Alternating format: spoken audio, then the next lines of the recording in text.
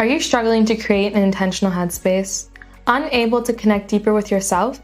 Come, and together, let's address the elephant in the room. I'm your host, Sinead Roche, and this is the Uncomfortable Podcast.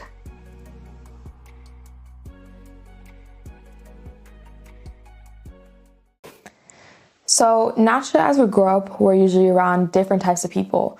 And it starts off with our family, and then it extends to our extended family. And in most cases, then we go to friends. And obviously, when you're younger, it's a bit different when you're making friends. I think it's kind of like easier, if you're around these people, or if they're in some cases also related to you in terms of being your cousin, which also plays in part of being the extended family. Then these are the people who are you're just naturally saying, hey, let's join forces, or let's just become friends with one another. But one thing that I've started to realize, and I will be talking about this throughout this entire episode, is how we start to make friends as we grow older, and why is it even still important? And the person who I look towards, when I ask myself, are friends, and I know this might sound like a stupid question, but are friends still important as you grow up, is my mother. And I look at her because I've seen her maintain relationships with different people throughout her entire lifetime. I see her do it even with her colleagues, and I see her do it with her childhood friends. She's still friends with these two girls from the small island where she's from in Germany till this day, which I think is incredible. And one thing I've also seen my mother do, and sometimes I won't even lie, I'm very envious of her, of this aspect of my mother, is the way she can connect with people. It seems so effortless, and it also seems effortless in the sense of who she's connecting with, because she's making these friends mostly through CrossFit. My mom's a CrossFitter. She's making these friends even throughout this period in her life where, for example, she's married, she's been working, I guess, oh my gosh, give or take 30 years now. Wait, is it 30 years? I don't know. But she's been, consistently doing, I don't know, the same thing throughout. Maybe not in the same way and in different levels, but she's just been consistent in her life, and yet she's still not searching for friends, but she's still making these friends and making these connections. And I think even as she continues to grow older, I think that's still going to be a key aspect of my mother. And I think that's a behavior that I hope, I have in the future. And that's why, just looking at my mother, this episode came to me, and that's why I wanted to talk about the importance of community today. And the fact that you're going to need it throughout your entire lifetime. And I mean choice community, not the community that you're married to, or the extended family that comes with it, or even your extended family, but I mean choice community. And I think it's even important, even if it's just one person. And before I get into this episode of why is it so important, to be around people throughout your entire life, I think one thing that needs to be made very, very clear is that you should not compromise the standard for yourself just to have people around you. So yes, it is about this thing of have people around you, it's very natural that we're social beings, and I'll get into this, but obviously don't compromise the standards that you have set for yourself. Only allow the people into your life who are actually not improving it, but just, I guess, making you happy in some sense. The ones who you're not dreading about going to or something like this. So don't compromise that, even if you want people around you, and even if you need people around you, which you do. Now, why do we need people around ourselves? Because this improves our mental well-being and our physical well-being. There's been many studies that are linked to this, and they'll be in my notes, so don't worry, you can always go ahead and check those out. They keep us strong and they keep us resilient.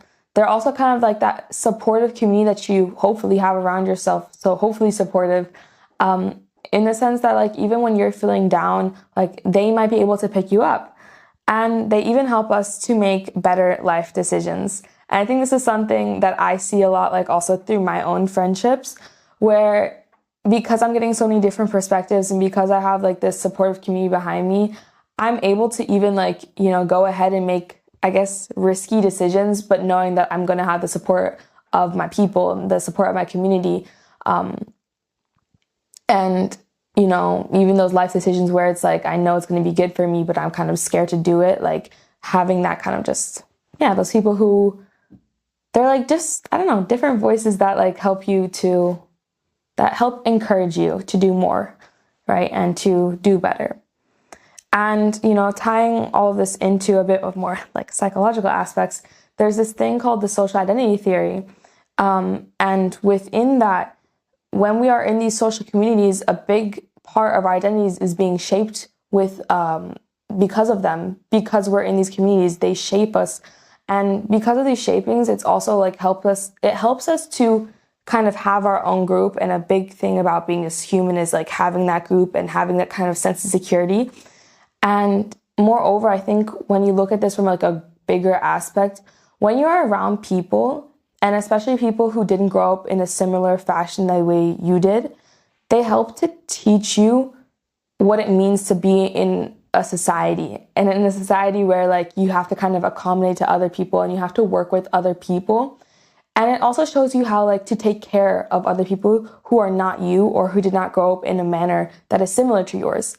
And I think that's really important as well, because that then, yeah, I think it just helps us grow as better people.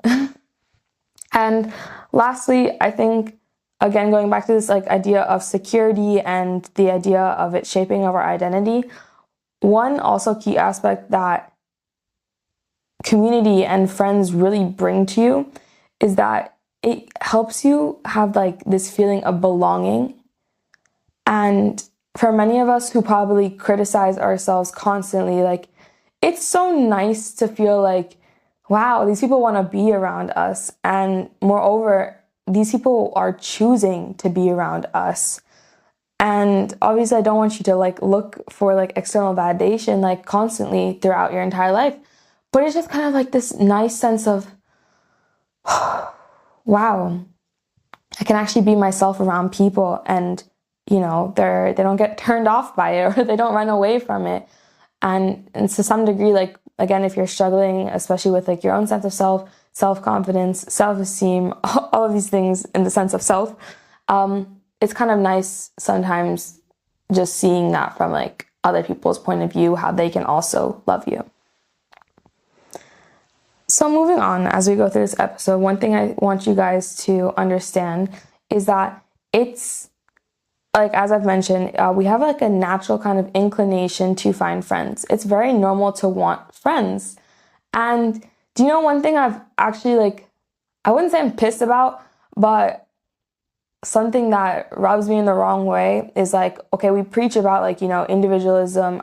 Especially like I grew up in the US, so like that's a huge part of like the culture.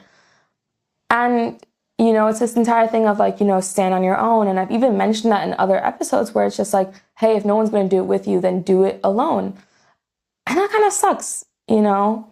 And so this episode is also more gearing towards people where it's like, you know, it's also important to have a community in that sense. And you don't need to, I guess, deny yourself that desire to have friends, to have community.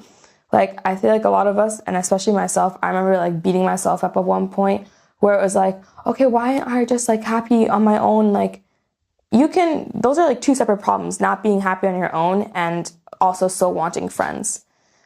And I think throughout life, like as you know, perhaps you're moving more often, or you're just getting into different parts of your life, one thing that I've realized, and I was reflecting on through creating the notes for this episode, is that you lose many people. You lose many people, and through different events in your life, I think it just becomes like harder to, I guess, want to connect with more people. And I think for myself, these past 2 years in uni specifically, I think I've lost a lot of people in a sense. But I'm always grateful for those people. Like, and I can even look back even farther than like, I think third grade, where I had made this like great friend, and now unfortunately I'm no longer friends with her. And I still can really acknowledge how like there's different parts of her that still impact me to this day. But as sad as this all is, and as you need to mourn it, of course, like, and of course, as you go through life, we're not trying to replace friends, you know, even though we have this need to connect with people, and even though we lose people, we're not replacing people. I think what's happened to me and like the understanding that I've reached is that your community is a revolving door. Like, people are constantly going in, people are constantly going out. And it's this kind of thing of letting go of the control of even just like, hey, this person's always going to be in my life, because the person might not always be in your life. The person might come, the person might go, and then might even come back at certain points. But yeah, all in all, I think that community is a revolving door. And even though we go through different parts in our life where, especially like when we lose people who are so important to us and so valuable to us, like we value them so highly, don't shut yourself down completely, because then you get into this habit of just like isolating yourself. And I do think at one point, like, and this is not to negate if you've had bad experiences with people in the past, but then you get into kind of this like victim mentality of like, oh, you know, these bad experiences have happened to me and like no one wants to be around me, and it's kind of like an awful experience and stuff. And I know it's really hard, especially like coming from those experiences and those moments, and where you can still remember the person's like so vividly, and especially how much they meant to you. But there's like so many other parts of life as well. And, you know, hopefully like throughout this entire, like all these episodes on this podcast, like you are getting like some moments of like, you know, positivity, encouragement. So even though you've had those bad experiences, hopefully we can understand that community is still relevant, and it is still important, you know, to try and make the best of it, and to try to find the people who fit for you and who you fit for them as well. Even though at some points, like, you just can't control the fact that they might walk out the door. Now, with this said, you know, I've talked about the fact that, you know, in the beginning, it's kind of easier to make these types of friends. But naturally, like, I think the older you get, the more things consume you. Then people have this entire thing, and even I understand it now, now that I'm working, that don't become necessarily so close with your work colleagues. I think it's just harder over time, like, to make friends, and that makes us avoid that in a way that we shouldn't be doing, obviously just for like our mental health, not just for our mental health, but just for our just social well-being in general. And it gets harder over time, even like statistically, like it takes 200 hours, like you would think about it, takes 200 hours to become a genuine friend to someone. And with like working life, with student life, with many different things coming in between, or not coming in between, but, you know, throughout all of this, it's just like, oh my gosh, that's a lot of time to rack up with a person, you know, in order to actually become a genuine friend. And that's kind of really off-putting. I think it's really also off-putting because it's not so easy to make friends, and you don't know which places to look at. And my suggestions for that is, like, look at the places where you're mostly like frequenting. Like for me, it would be like the gym, for instance, and just kind of maybe going out of your way to be that like, hey, hello. It might not lead to, I guess, your best friend, but it's those small interactions that could help you, even give you like a boost of the day, or even just handing out like a compliment to another person and having that type of interaction, especially when it's not something that you're really comfortable with doing. Like, hey, you know, just like, I just want to say, like, you inspire me a lot, or I don't know, just along those lines of just saying hello. Especially at the places that you frequent often, could help you to make friends in the future. And I think while you're making these friends, and also like, you know, while you're reevaluating what your community even looks like at this point, and the revolving door, it's also really important to understand like, hey, what's your standard now? And what are you looking for in friendships now? Because that definitely changed throughout your entire life. Like, that's so different in comparison to when you were like a kid. And so sometimes it actually like amazes me when like I speak to her and I see my mother, like how she's still able to maintain friendships with like people from her childhood. like, because there's such a big difference that's happening throughout your entire, like, from your childhood to, your adulthood. So you have to also understand at that moment, like, what are you actually looking for in friends? Because that can be so different. And so the places in the past, like, which you've often liked, like, for instance, like the club, maybe those are not the types of people who you want to be spending time with at this period in your life. And that's also a part of the reason why our community has a revolving door, because our standards, our preferences, they all change.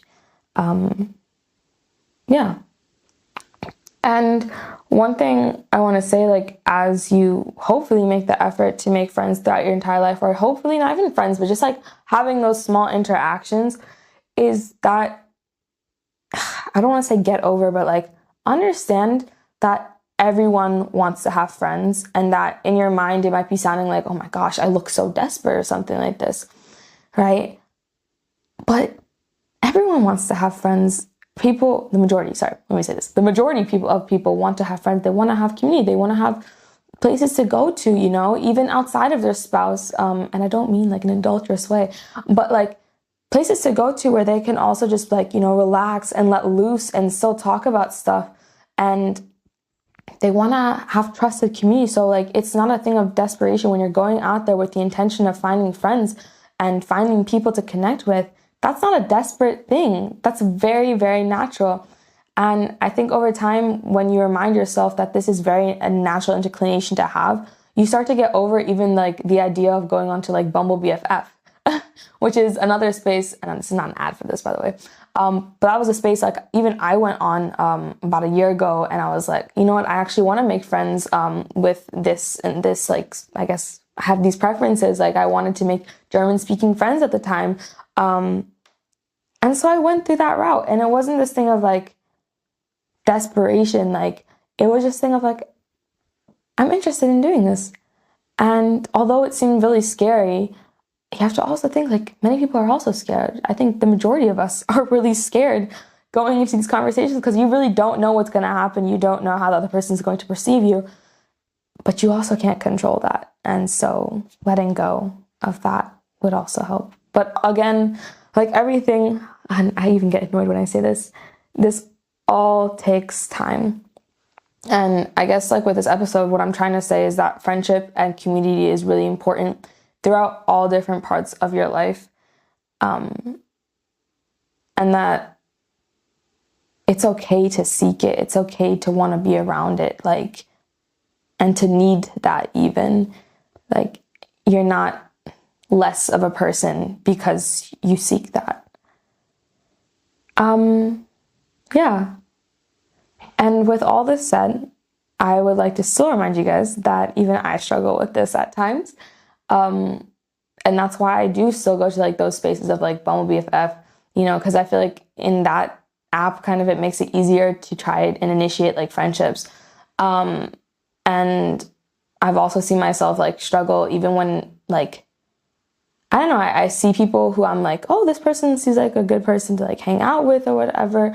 And I struggle to even initiate that myself. And I kind of like remind myself like, it's okay. Like, there's no pressure to it. Like, just go along with like, just be at ease with this and understand that if it's meant to be, it will happen. And in the meantime, because I am so lucky enough to have such amazing friends, to have such a great community around me, that it's also really important to, at that time, to maintain those friendships. And I guess sometimes like also see like where you differ, and also be able to appreciate those aspects as well. Now, coming to the end of today's episode, I've talked a lot about the fact that we need to continue to find communities throughout our entire life, but let's right now like talk about our current community. As I've mentioned, your preferences have probably changed, like even like from the start of the friendships that you have now, like, and the standards for yourself has also changed. And so this is not like a weeding out process, right? But again, going back to the thing of it's a revolving door, I want you to ask yourself, like, do the people in your current community reflect what you want in terms of growth, or do they make you happy? For me, those are two things that are very important for me. Like, are you making me happy? Like, not making me happy, but like am I happy being around you? Like, do I dread going to you? Because if I dread going to you, then nah. Like, and a part of my happiness is like, are you kind of drama free in that sense? And in terms of growth, that's also something that's really important for me, because I also want to have a lot of like, not a lot, I want to have friendships also where it's just like a thing of, okay, we want to improve ourselves. So for me, this is an important question. Like, and I think when it comes to, do the people in your current community reflect what you want in terms of, you can even insert different values that you have. It doesn't have to be growth or happiness. It can be, I don't know, do they make you feel at ease? Like something specific, but ask yourself like, and reflect, what does your current community look like? And are they kind of within your preferences and your standard? Thank you guys so much for listening to this week's episode. Hey guys, thank you so much for supporting this week's episode of The Uncomfortable Podcast. Make sure to tune in every Monday for a new episode on Spotify and YouTube, and go check out our TikTok and Instagram for more content.